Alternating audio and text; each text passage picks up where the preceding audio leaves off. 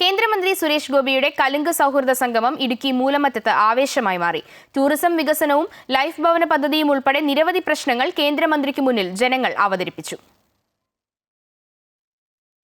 മൂലമറ്റം ഗണപതി ക്ഷേത്രത്തിൽ ദർശനം നടത്തിയ ശേഷമാണ് സംവാദത്തിനായി പ്രത്യേകം തയ്യാറാക്കിയ സ്ഥലത്തേക്ക് സുരേഷ് ഗോപി എത്തിയത്. ഇതോടെ പ്രദേശം ജനങ്ങളാൽ നിറഞ്ഞു. മൂലമറ്റം ഗണപതി ക്ഷേത്രത്തിന് സമീപമുള്ള ആൽമരത്തിന്റെ ചുവട്ടിലാണ് സംവാദ പരിപാടി നടന്നത്. പരിപാടിക്കെത്തിച്ചേർന്ന ഊരുമൂപ്പന്മാരെയും ഗോത്രവിഭാഗം നേതാക്കളെയും സമുദായ സംഘടനാ നേതാക്കളെയും സുരേഷ് ഗോപി ആദരിച്ചു. കോവിൽമല രാജാവ് രാമൻ രാജമന്നാനും പങ്കെടുത്തു. വിനോദസഞ്ചാര സാധ്യതകൾ ചൂണ്ടിക്കാണിച്ചാണ് കൂടുതൽ പേരും സംവാദ പരിപാടിയിൽ വിഷയങ്ങൾ അവതരിപ്പിച്ചത്. ജനങ്ങൾ ഉന്നയിച്ച ആവശ്യങ്ങളെല്ലാം കേന്ദ്രമന്ത്രി ശ്രദ്ധയോടെ കേട്ടു.